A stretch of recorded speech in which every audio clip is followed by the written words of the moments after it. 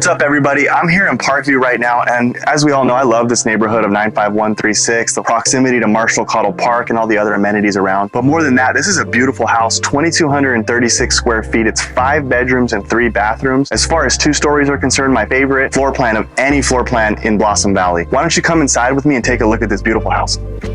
Yeah, so like I was saying, this floor plan is amazing. What I really like is that you have a lot of open space, but you also have the separation of this formal family room with tons of light from these large windows. But follow me into the great room.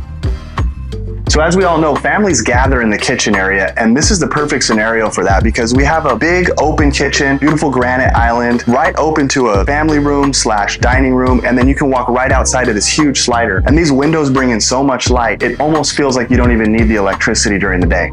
It's literally my favorite feature of the house. When you walk into this home, you have on the ground floor 3 bedrooms and 2 full bathrooms, including this huge primary suite. In addition to that, upstairs, you also have 2 bedrooms and another bathroom. So you literally almost have like 2 houses in one here. So you could have a big family, multi-generational family, or even work towards making it into a duplex if you'd like. So this property has so many different options for different family styles. Not to mention, amazingly remodeled bathrooms. They all look like this.